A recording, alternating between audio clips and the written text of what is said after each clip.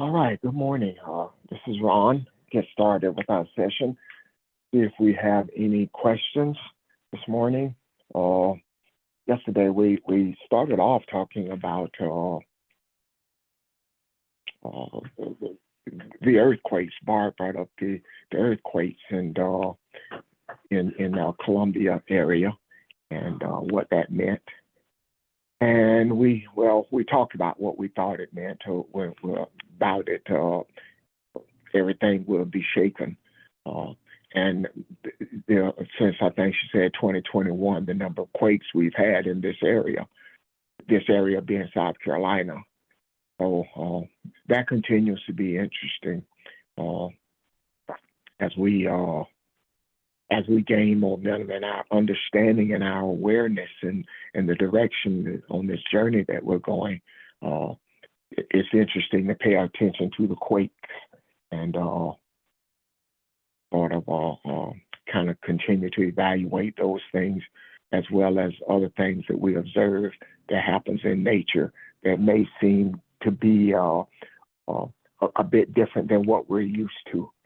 So uh, we talked about that. Then we talked about what conjuring was, which led us to talking about the ancestors. We talked about the impact on the world and especially for Africans or how Africans in America, how we see things because a negative slant has been pointed to everything about us and especially spiritual things, how it's seen as being demonic, uh, and even to the point where a lot of us, you know, have even uh, moved to the place where you don't see your color, your being an African is something positive. You see that too as being negative, along with every practice that came out of Africa. So we talked about those things, and of course, that led us to talk about relationships and speaking with ancestors, and some examples came out of the conversation as well. So those were just a few of the things we talked about on yesterday. But are there any questions or comments on any of those things, or anything else that may have gotten your attention?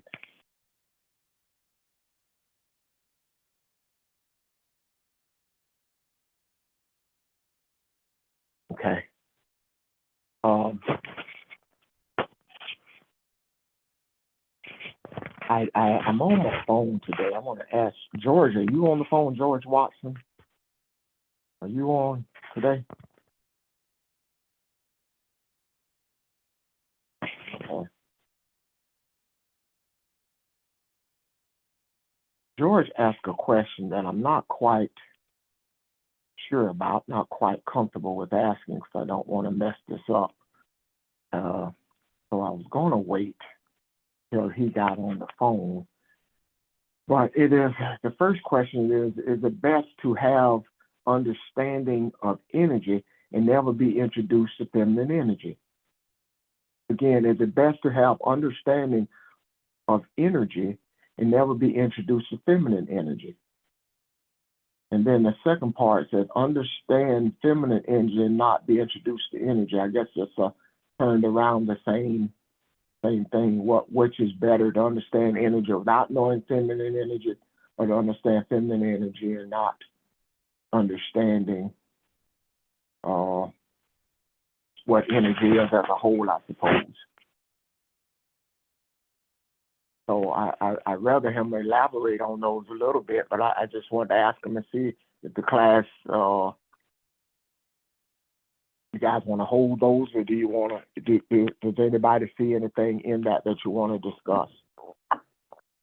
Ron, I'm with a customer, and give me about 25 to 30 seconds, and I'll get back No, with no, no, y'all. no, no problem. No problem at all. No problem at all. Thank you, George. Um,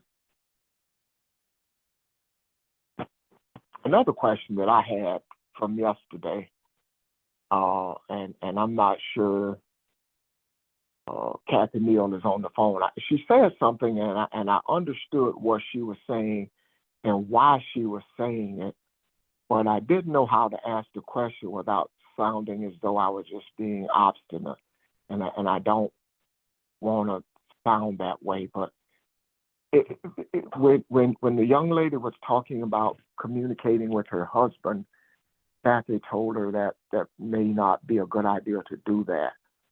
And I understood what she was saying, but for all the other listeners on the phone, is what I was concerned with. That why that advice was given, and that might just be in that isolated instance, why that may not be a good idea. In other words, I don't see the harm. Yes, sir. Let me interject this before you continue. She's not on. Okay. Okay. And I thought about it once we got off the phone. Maybe that should have been discussed more, because may not be the same people on the phone. But that seems, in a lot of ways, at least some of the things that I picked up from my parents and grandparents, that's a source of comfort sometimes. And so I understood what she was saying, but I just thought that may have been needed a little more clarity. That was just one thing that I thought about. Hey, Greater New Faith Foundation, I'm back now. George, would you like to ask your question, please? I'm not sure I stated it My correctly. question that I sent on the more than just Ron. My question was, is it best to understand energy and never be introduced to feminine energy, or is it best to know feminine energy and know nothing at all about energy? And the reason why I asked that question, there are some people in life, they don't have to run up into a burning building to know that that building's hot. They can just gather common. Then there are some other people, they got to run up in the burning building, and this is all being said metaphorically. They come back, hey, y'all, it is hot. People that understand energy, if the husband is working and the wife is a stay-at-home parent, the people that understand energy, they ain't got no problem with the wife having a meal for a husband when he comes home. Now, people in feminine energy, some of them will say, you're regulating the female to the kitchen in that sense.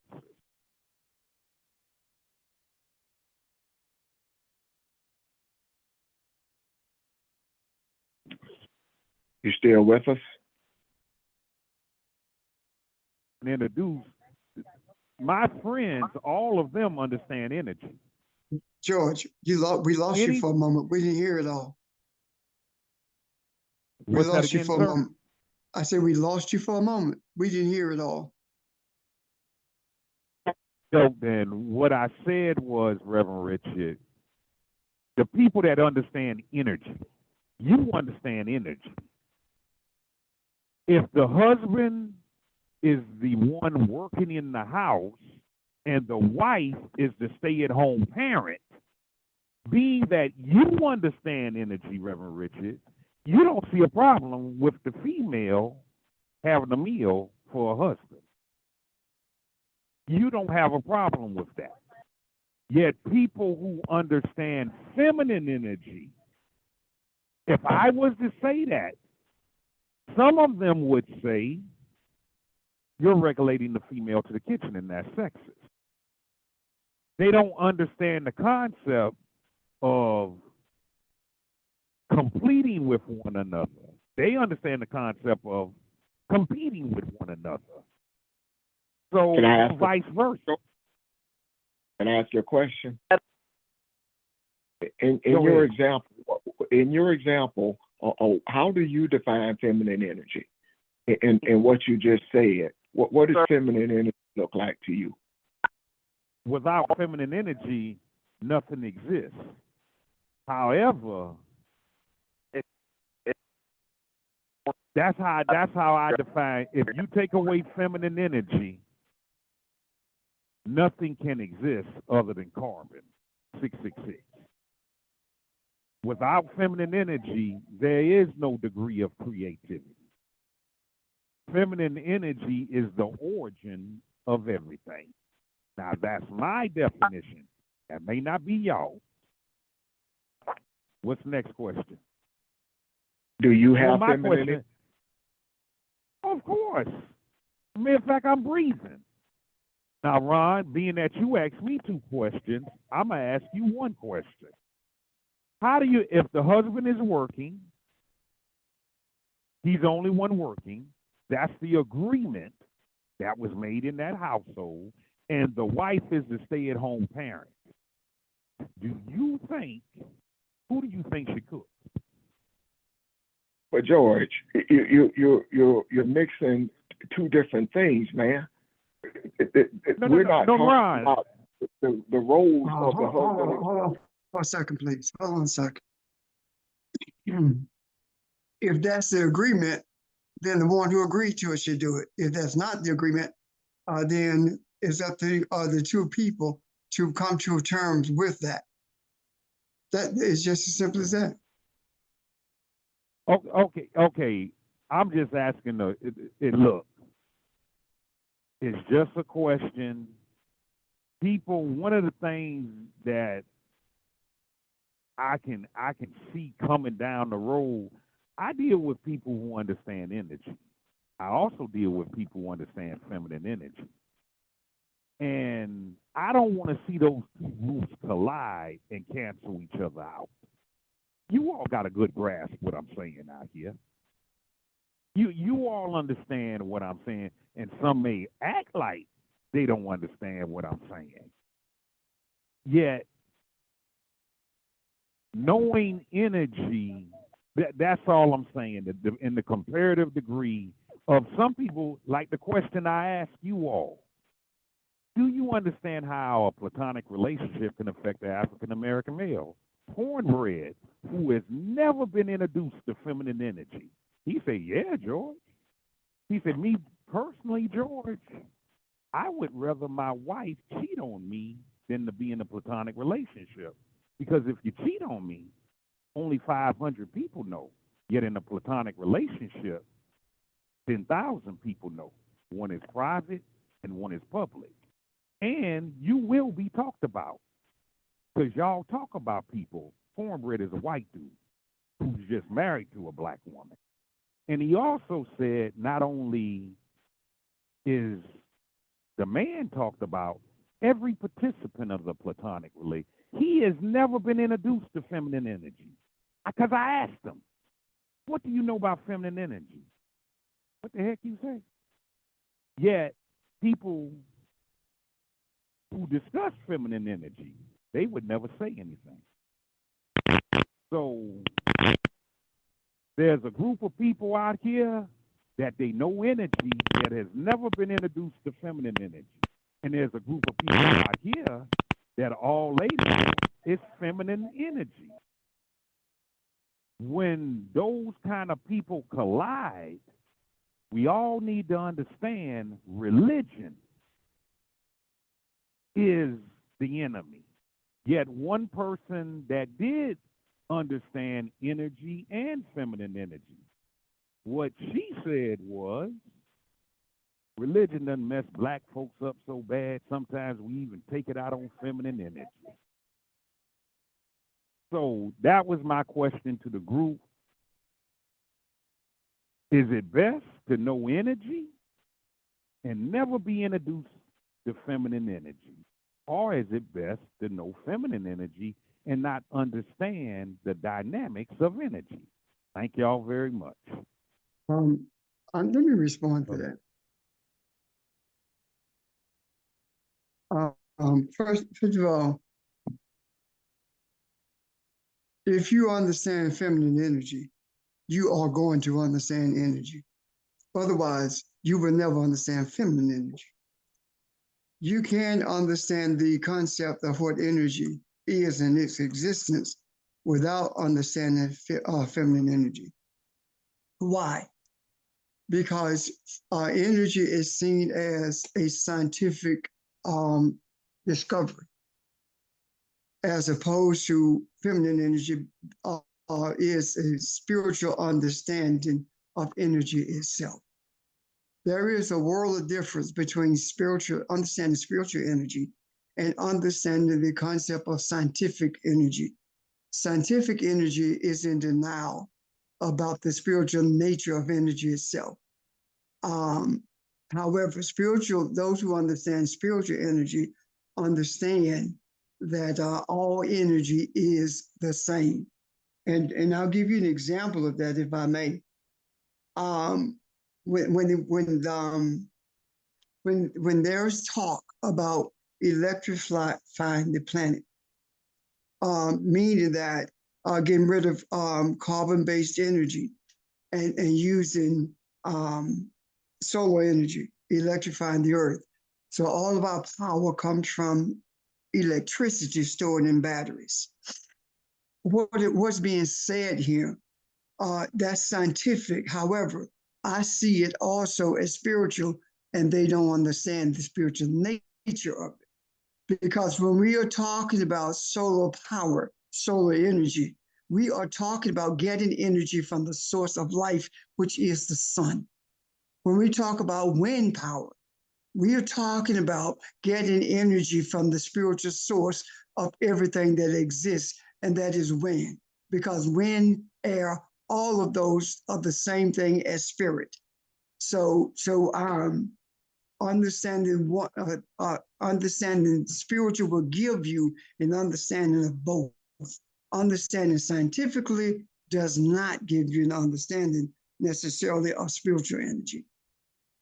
Any questions about that, Mr. George? And Reb, I appreciate your candor in that, and I would have to agree with that. However, I kind of wish that, and I should have requested this, I kind of wish you gave a delayed response. Gave your response. A delayed response meaning someone else would have given an answer to what I was saying. You don't want me Nonetheless, I agree. So, does anyone else? Is it somewhat doable? I could hear someone else interpretation of, is it best to know the dynamics of energy and never be introduced to feminine energy, or is it best to know feminine energy and not understand the dynamics of energy? Yeah. Good morning, George. Good morning, everyone. I did have an opportunity to look at the questions, and George, I was and am responding to your question. First, I just like to look at it from a spiritual perspective. We say God is spirit. We say God is love. And so when we look at the foundation in terms of energy, that's, how I see it with regards to it being best to have an understanding of energy. And so that energy is coming from a spiritual perspective versus looking at it scientifically. We say that the spirit can never be destroyed, never created, always was, moving in the form, out of form, and through form. So energy, has its origin. And so looking at the question that you're asking, I'm saying to myself, you know what I mean? If I'm looking at it in perspective of God, or looking at it in perspective of Elohim, then my understanding, is that it would be something that would be introduced or to have an understanding initially. Now, when you speak in terms of feminine energy, if God is both masculine and feminine, to that point where we're able to look at it even more deeply, I think that that's how I see it, that it's best to have understanding of energy, you know what I mean, from its origin. And that's my thought. And I just wanted to respond to your question. So hopefully, you're hearing it from a different perspective. I'm done unless you have any questions, George. I'm done. Well, the only thing I'll add to that, Mr. George, is the only way that we can look at it is spiritual. That's the only way that we can look at it is spiritual. And I agree with everything you stated, except when you say we have to look at it spiritual. That's really the only way you can look at it as spiritual.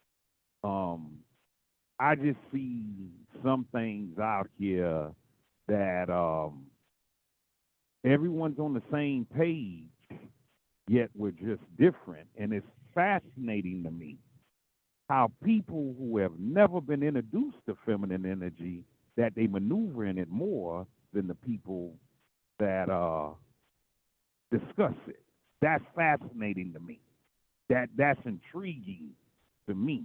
That I asked them, hey, what you know about feminine energy, masculine energy? I ain't never heard nothing about that.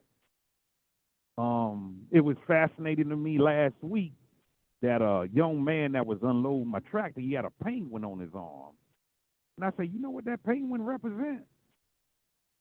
And I said, what you know about the 42 laws of Ma'at?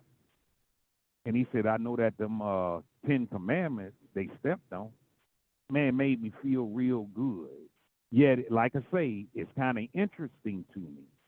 People who have never heard anything of feminine energy, they maneuver in it because they understand some degree of energy. And I'm not saying that all people who discuss feminine energy ain't moving in it. I never said that. But that's all I had to say. Thank y'all very much.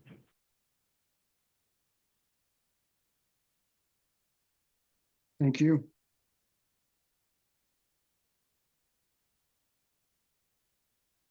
Hey, George, I got a question to that because I think Rev had said something to that part years ago. It's just like he said, it's gonna be some people coming to the congregation. It's gonna pick up the lesson a whole lot quicker, and they're gonna be put in position more faster because they was already in the energy and didn't know it. But Rev, when he was teaching and preaching, and they know what the energy is about. Oh, hold on. Charles, hold on a second, please. Number ending in 107. Would you please mute your phone? You got a lot of static.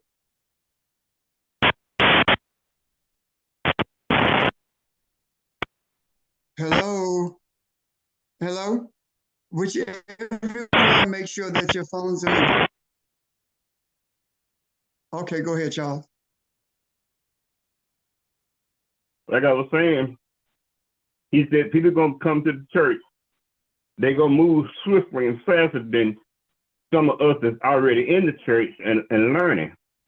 But that don't mean that everyone is not in the same car or the same bus.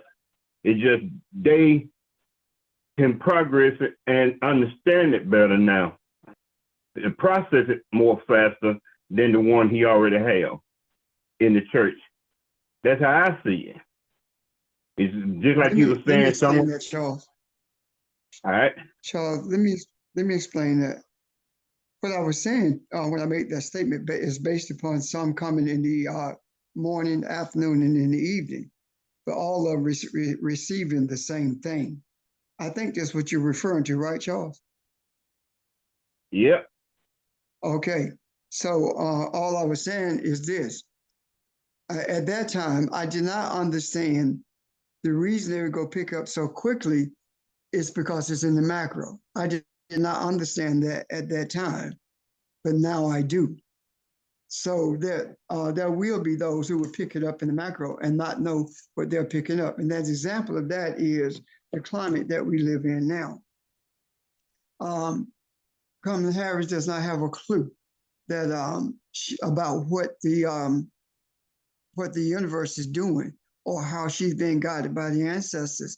However, it is undeniable when you look at not just the progress, but the direction that the journey is traveling in. It's undeniable to say that this is not a divine movement. So the bottom line is this: everyone will not sit on this line and hear what we are talking about, yet they will be able to articulate it because they are picking up in the macro. And what I mean by that is that the spiritual, if you look at it as the oceans are, then all of us are part of the ocean, as is all of us are spirit. And because of the vibrations that our desires have for putting it in an environment where everyone who is searching for truth or searching for understanding will be able to access it.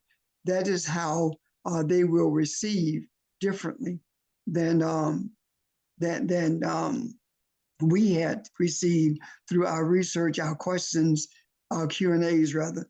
So anyway, that's it. Thank you. I'm sure, Charles, that's what you're talking about, right? Yeah, because I mean, everybody, like you said, ain't gonna be able to articulate it faster than someone else is already in it. Right. Gotcha. Pastor, Yes. I was going to ask a question, and you said what I was getting ready to ask. That is the purpose of us teaching, is to put it in the macro. But I want to ask you a question about what you just said. You said those that are seeking. And I think about the journey, the spiritual journey that we've been on for what seems like an eternity now. Even when we didn't know what we were seeking, even when we didn't even know we were seeking, because we were opening ourselves up to receive, we were receiving things that we didn't even know that we were seeking. So in the example of what George was giving, I was going to say, let's not miss the understanding of seeing that what we have been doing is working. It's in the macro. They're pulling it from the macro, whether they're out there saying, I'm looking for energy or I want to understand. They don't even know sometimes you don't always know what you're seeking. But when you open yourself up to understand things, and you are just opening yourself to the universe, is how I'm going to put it, to just simplify it, things come to you when you don't necessarily know whether it's a term called feminine energy versus energy or whatever you want to call it, because you're opening yourself up to being put in a position to get an understanding about things. And so I think that example is not something that should baffle us. That should be something, in my opinion, that undergirds everything that we teach. The purpose of why we teach is to see people get understanding of things that they have never heard of before. So I didn't want us to miss that fact. That's a revelation in and of itself, again, that we're on the right track, as opposed to looking at it as who's doing it when they know and who's doing it when they don't know. It's about what we put in the macro and what people are being opened up to and what they're seeing and getting that understanding from as a result of what we do. And I just wanted to share that. So thank you. Yeah. Thank you. Good morning. And Kathy, as you was sharing, again, from your heart, I think that this is where, we can appreciate the time and season that we're currently in. When we talk about the energy flow, I think that, again, the Lionsgate portal, is something that I just wanted to, just mention, because I know that in, speaking with Pastor, that's something that, I was giving some thought to in the month of October. But on, August the 8th, that particular day, there was a release of I don't want to say, Dunama energy, but there's just a strong energy flow that's happening at this present time, not only just for Camilla, but I think in terms of just what the Lions Portal Gate means and represents. And I just wanted to ask a pastor if you may wanted to expound on that, or is that something that we should be paying attention to? That's my question. Yeah, I will in a second. But let me say this first. I received a text from SC. 'Cause he says he's the one, his phone is choppy, getting that static. Um, SC writes that, and what he wants to say is that all energy, whether it is recognizable or not, is intuitive. And his example of that was it is intuitive to the point that even a therapy dog can sense it. Therapy dogs can sense the energy when you're about to have a seizure. Therapy dogs can sense the energy when you are close to being enraged by something. Therapy dog can sense the presence of cancer, all these things. So I think that's a great point, that whether we recognize it or not, energy is intuitive. And I can see that very clearly because the idea of energy being intuitive says that we are all functioning based upon the presence of energy, whether we are embrace it or not, whether we believe it or not, it doesn't matter. That's how we function. That is the source of our life in this earth. Questions or comments about that before I speak to the Lionsgate? And I want to thank SC for at least sending the text mentioning, giving us rather that example. Good morning. This is Audrey. I just wanted to mention also, going back to what Kathy was talking about magnetism being feminine energy. But I was looking back over that, and it was talking about how magnetism, which is feminine energy, basically, creates electricity, which is male energy. So energy is not stagnant. I mean, it can be potential energy, but it's not stagnant. It's always going to do something. So magnetism is producing electricity, and electricity can also produce magnetism. So there's always an ebb and a flow in terms of what we put in the macro. It's not just out there. Somebody's absorbing it. And if they're absorbing it, they're going to use it at some point. So I just wanted to mention that again. Thanks. Thank you. That gives us a segue. Unless other questions are coming up about what Audrey said, or SC for that matter, the message he sent.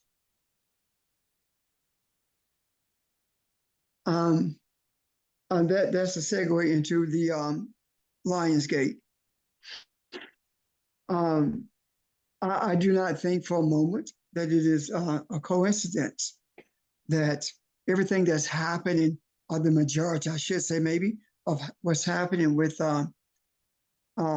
this movement that we see in our presence with Kamala Harris.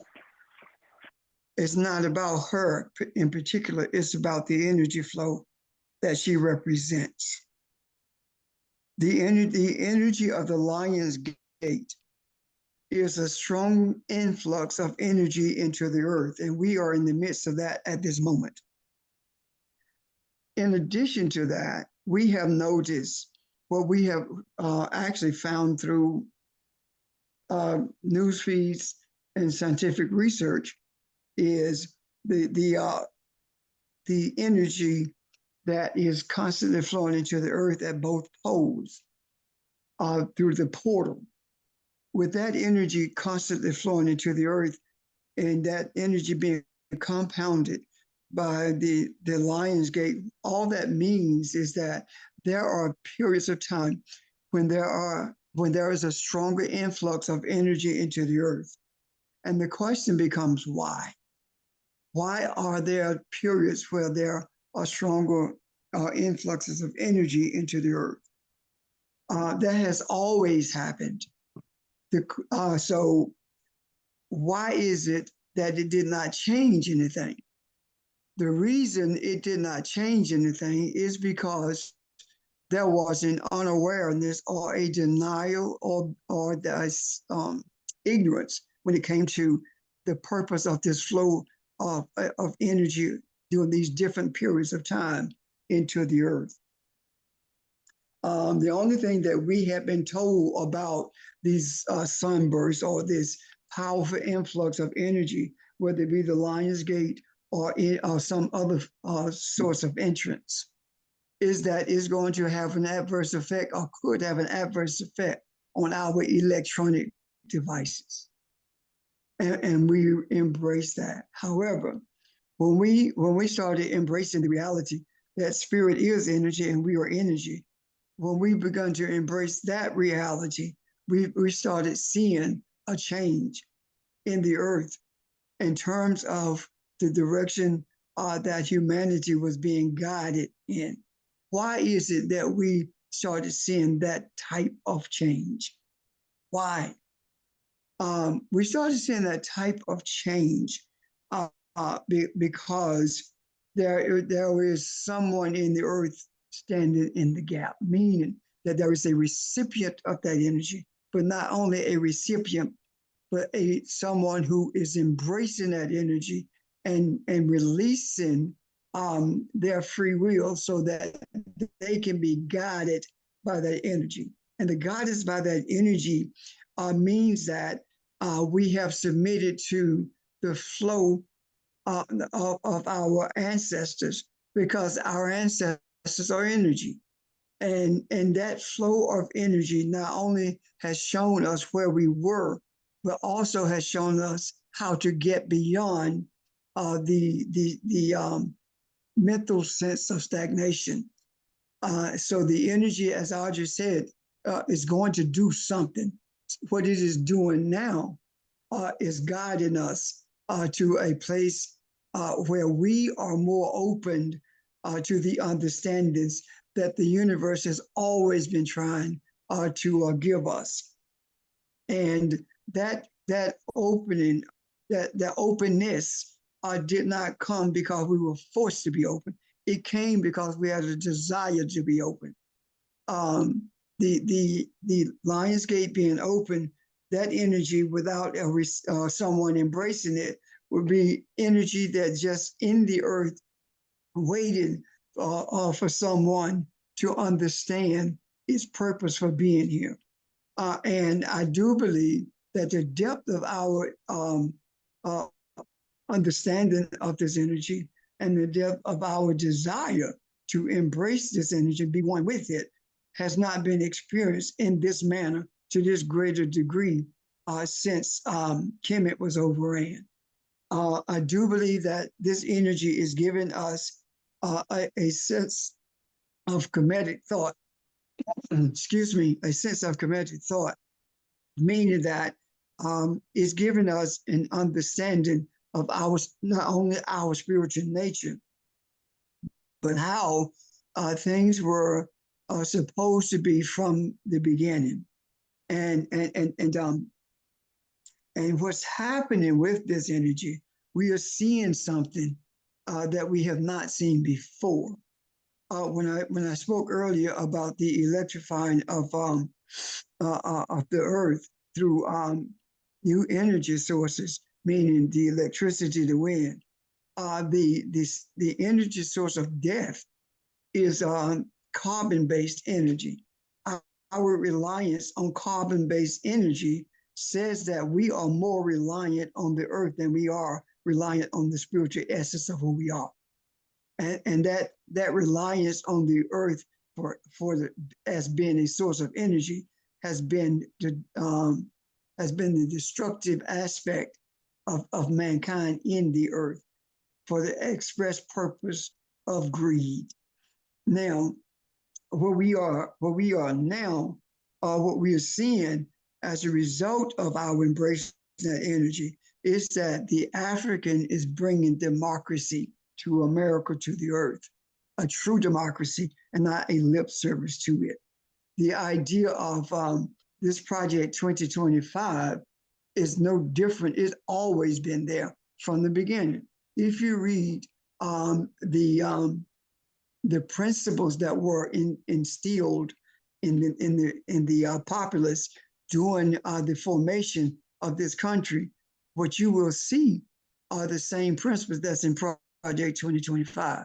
So this is an effort to return to the beginning of the Americans, the American, what they call experiment. This is no longer an experiment.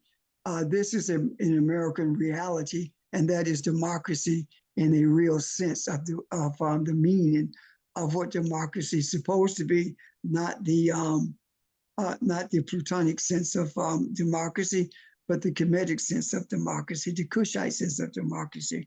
Is what we are being guided into.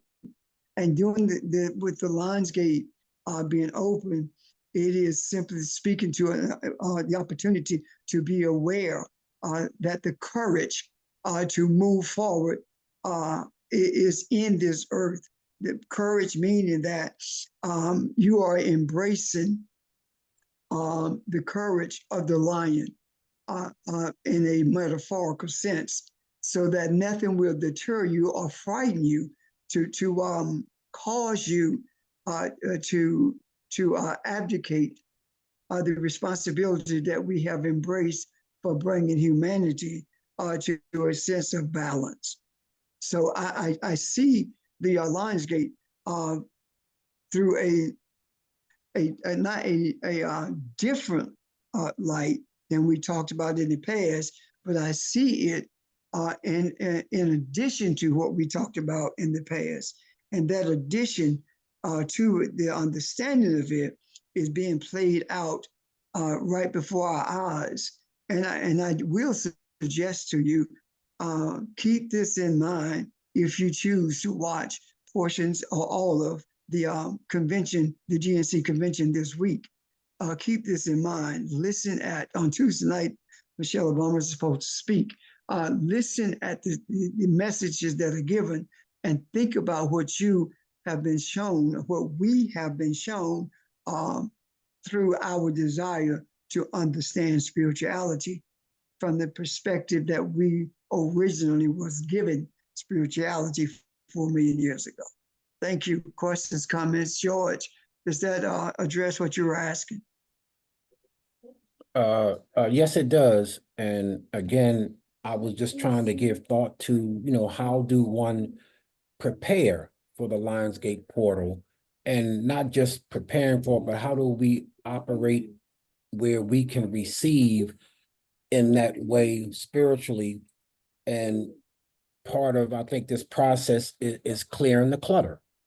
I think there's so much that's going on that can cause confusion and division, separation, but at the same time, how do we clear that space where now we can receive, those principles of Ma'at in a way that we're getting clarity and answers to our desires. So I appreciate you sharing on that, and I'm at peace, with what you said. Thank you, sir. That really, there is no prepper. Barbara, go ahead. I was going to say, George, you already said it. The clearing the clutter is, I guess what you just said, Pastor. Look at what's going to happen with the lens of what we've been intuitively, not only through our head, but intuitively through our eye, been understanding lately. So clearing the clutter is not getting distracted by all of the other stuff that's out there. So I think, George, we're already at that point if we'll just be deliberate about keeping our focus on what it is we know we need to have our focus on, rather than letting other things sidetrack us. I agree with that, Bob. I think that we have been, we are not preparing for it. We are already prepared, because if we were simply preparing for it, we would not have the insight that we have. Our efforts now is preparing humanity for the results of its entrance into the earth. Everyone in the earth does not have to be on this phone to understand what we're talking about. Why? Because all of us are one. We are simply, when we simply see ourselves as one spirit, one source, then what we are embracing for the benefit of humanity reverberates throughout this earth consciousness. And that is what brings the change into existence.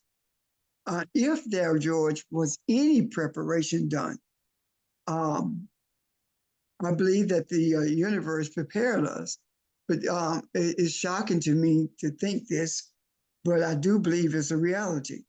The preparation for humanity to receive what's being taught came through people who carry the energy of Donald Trump. I believe that the reintroduction of those principles of race and greed through Project 2025, that energy is being brought to light again for it to be dispensed with. So we are delivering the messages that we have been given. We are raising and answering the questions that brings enlightenment. But the preparation to receive that enlightenment is predicated on, and I'm talking about for humanity now, is predicated on the things that Donald Trump and others of like mind are desiring to impose upon the earth or impose upon humanity worldwide. Does that make sense to you? Yes, but not the energy dispensed with, but maybe repurposed. I'm sorry, repurposed. Yeah, thank you. Yeah, I thank you for that correction because it's not dispensed at all, it's repurposed. George? Yes, go ahead, Pastor. Somebody's hand is up. Someone raised their hand.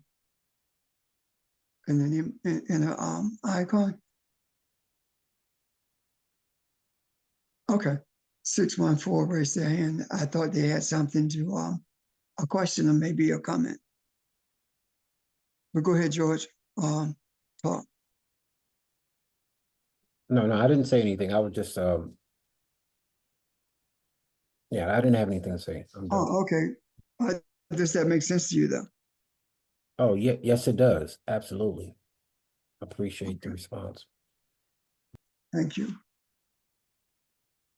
Anyone else? Any questions or comments?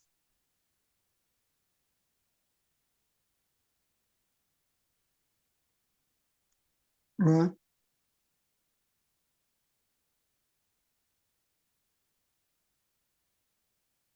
Are you there, Ron? Well, I am. Okay. Well, if we don't have any more questions or comments, I don't have anything. If no one has anything they want to discuss. May I add something? Of course.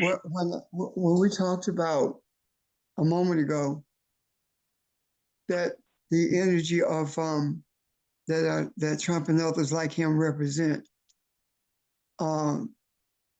is what prepare people to receive what we are teaching. Why is it that we are made aware of the truth, truths that we are not able or to, not able, I'm not gonna say that because we are able to do it, but that we don't necessarily just broadcast to everyone. Why? Why is that? For example, I do not think for a moment that every truth that we are shown that people are ready to receive. I do not. Look at the struggle that every single one of us had, and still some of us are struggling with it. And that is the existence or non-existence of Jesus. I do not believe for a moment that we should be standing on the mountaintop telling people that. Why? Because that can be very destructive. And nobody really cares about what you know. If you're doing it just to let somebody know that you know something, then you are receiving for the wrong reason. So why is it necessary for you to know that truth? The more truth that is available to us, the more open we are to the wisdom of that truth. And the wisdom of that truth can be taught. For example, if we were teaching the same principles about what Jesus is purported to have said as we were when we were in that capsule of Christianity, then we would be no different. However, we are able to see the spiritual essence of what was attributed to Jesus. And it is important for us to understand the wisdom of those things that were attributed to him. And we can do that. We can talk about that without bursting people's bubble or destroying them. Because once you say that to people, it is difficult for them to hear anything else from you.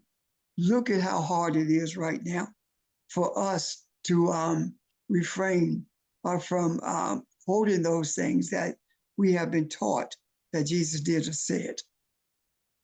It's hard for us. So how much more difficult do you think it would be, and how much more damage do you think it would do to people who have not been on this journey with us? Does that make sense so far?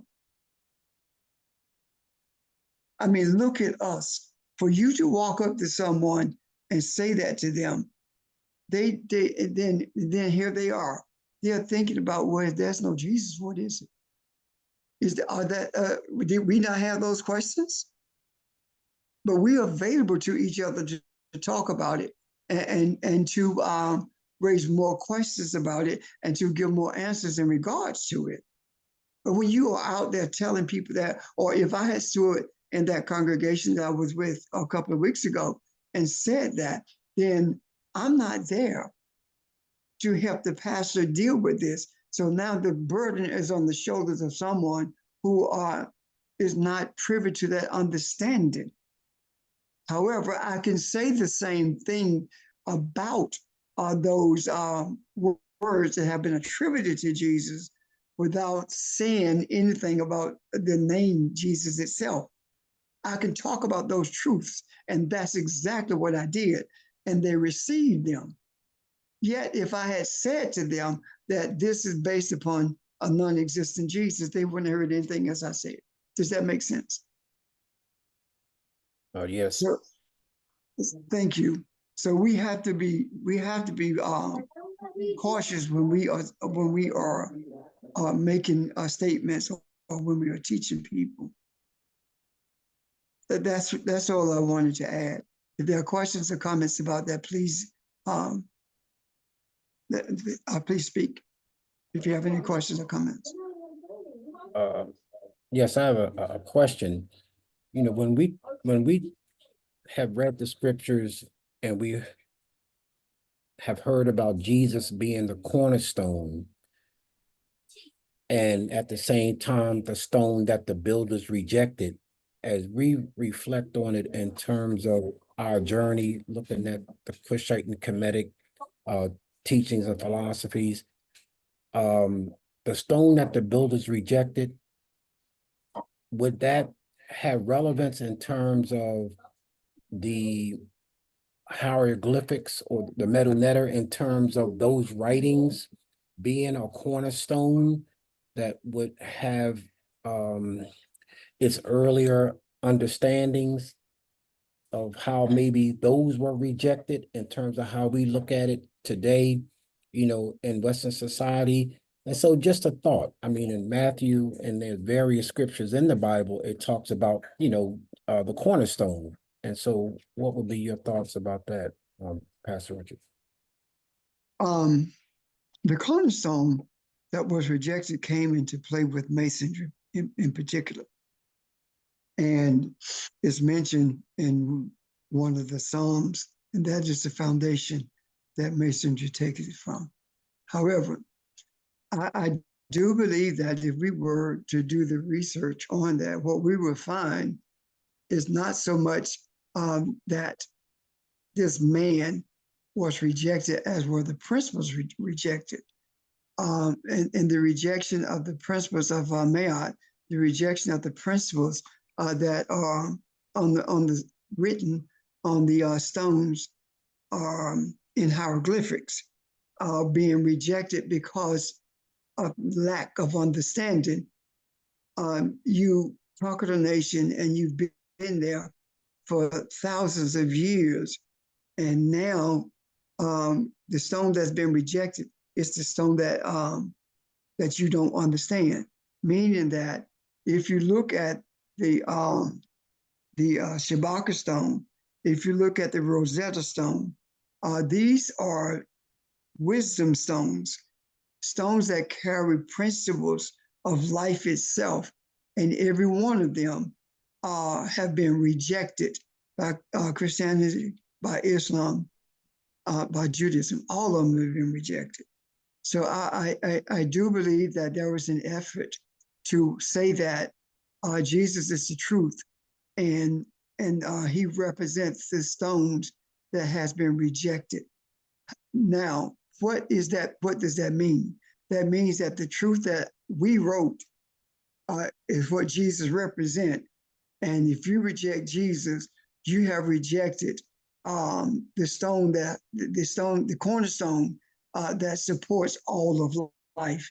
When in essence, the stones that actually speaks to the spiritual life and the spiritual essence of humanity are those stones that were found in, that still exist in what is called Egypt, which is Kemet. So that's how I see that. I do not believe for a moment that it is referencing a man at all. I do believe that there are truths that were taken from Kemet and intertwined into the scriptures, regardless of whether they are the Quran or the Bible, and in doing so, brought about more confusion and manipulation than it did understanding. And I'm sure that there are others who probably see this even differently or see more into it than I'm seeing at this moment. And I'd appreciate it if you would articulate what you see.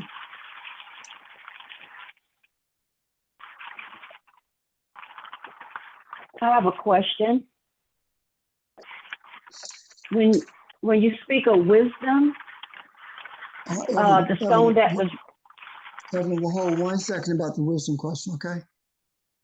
The reason I want you to hold 1 second is because I want to see if that is what I said is clear, because I felt like for a moment that I may have been rambling. So if I'm going to speak on, that's my question about what you just said. Okay, go ahead. Okay, so when you talked about the wisdom, is the only thing I could think of, it represents feminine energy. So wouldn't the stone that was rejected befit the feminine energy? That's what I'm talking about. That's what I'm talking about. When I say that I'm sure that there is someone who sees more into this than I do, you just shared more light on what I was saying. That was my question. Appreciate that. That for the rest of guys who really don't say much, that is the power of being expressive of what you're being shown, because it does shed more light on the question that George raised. And well, I'm not going to speak for George in that regard. Does it shed more light, George, the way Evelyn stated it?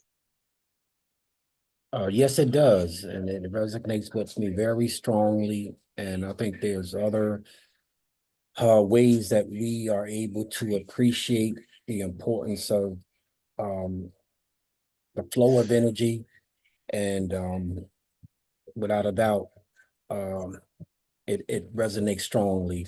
And I'll just say, one last point with regards to visualization.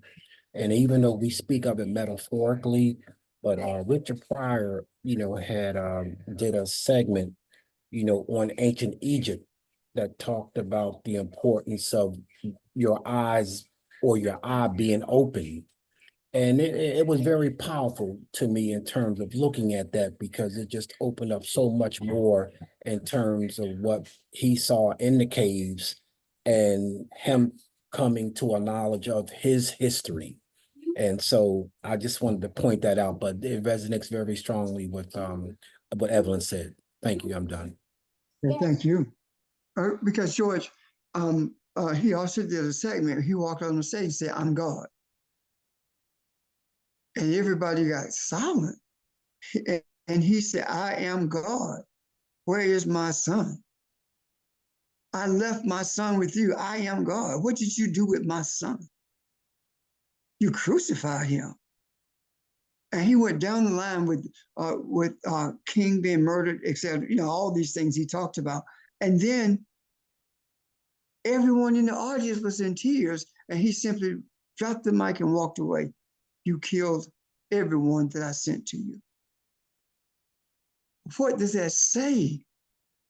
That says that in spite of what people may think about him, there was something going on internally that was giving him insight. So why would that insight be given to him? Could it be because of the pain he had endured as a child, and he was searching for this God that he had been given, this God that he had been told was available to him through this son called Jesus? Was he saying that every opportunity that I have given you, you have squandered it, you have destroyed it? So I say all that to say, based on what George was saying, that there are so many truths that can be gleaned from people who are deemed to be comedians. They see things a lot clearer than most people do, and they see things within the confines of this thing we call religion than we've seen, and much sooner than we've seen it, and question it more vocally and publicly than we ever have. So and there's a lot of credence to those things. Anyway, George. Yeah, no, I think again, yesterday, with Evelyn talking about earth, wind, and fire, I don't think, that it's no coincidence that if we, do a little history check on earth, wind, and fire, the spiritual connotations that they put out in the macro. And I think that, there's various ways that perceptions are being taught or shared through music, through whatever senses that we, utilize. But I think that there's just a strong presence of our ancestors or speak or humanity speaking out to us. And I think we just need to be open and being aware of what's happening. Yeah, I'm done, but thank you again. You know what, George? They're saying that we left Africa. Africa didn't leave us. We left a cable line, rather. A cable line didn't leave us, because it had to be the presence of kinetic energy in order for earth, wind, and fire to do that. Absolutely. And the pyramids and, what they put out there in the macro, I think goes back to when we look at the scriptures and talk about in the beginning was the word was with God, but in the beginning was a cable line. Right. That's the energy. That's the foundation. And I think that if we, again, just move from that point of origin, other things are now magnifying in a way that we can appreciate that peace that, surpasses all understanding. But again, just an exciting time to be living in. So I appreciate the conversation. I'm done. Audrey? That's also part of the stone that was rejected. Al-Kabilon and the truth of all of that. Right. Absolutely. I mean, this is a great time to be alive. But it also is great to be able to see things manifesting that we have talked about already being in existence. When we talk about the things with earth, wind, and fire, that's always existed. But now we are experiencing the manifestation of those truths that they brought to light during that period. The energy that they brought to light during that period feeds us in that it gives us the energy that's necessary to have a comedic mindset, to search for a comedic mindset. There are so many things. For example, another thing is, I believe now that I look at it retrospectively,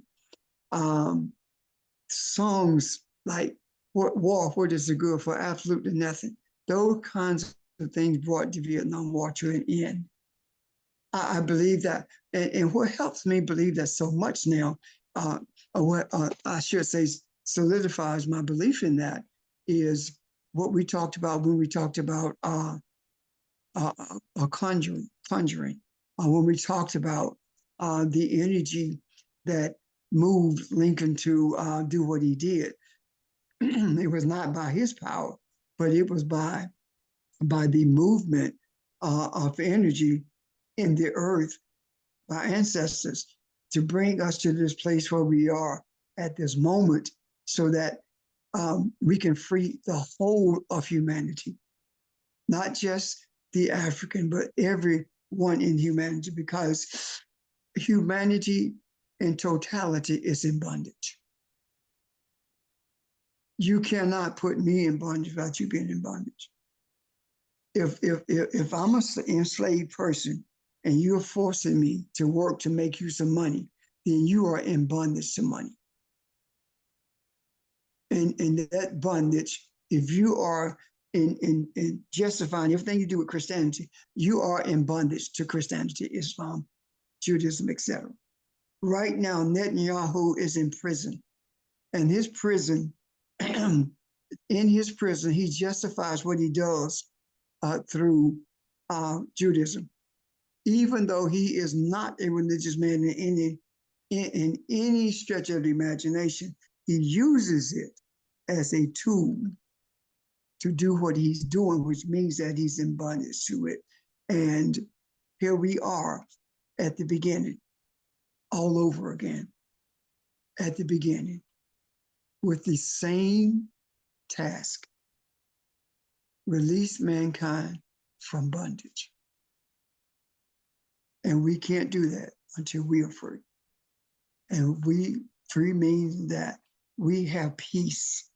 We are at peace within. We are balanced. When you are balanced, when you're at peace, you can bring peace, because you are the source of that peace and that balance. I'm done. Unless there are questions or comments.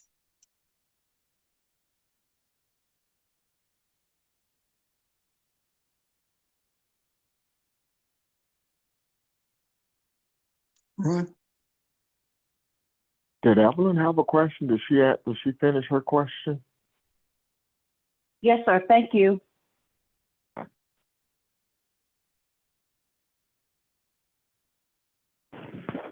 Anyone else?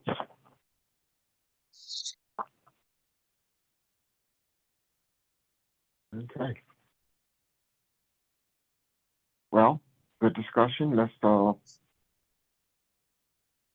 hold it right here until tomorrow evening. Ready? All right, guys, have a great day. Thank you. Take care, family. Thank you, everyone. Thank you, everyone. Bye-bye.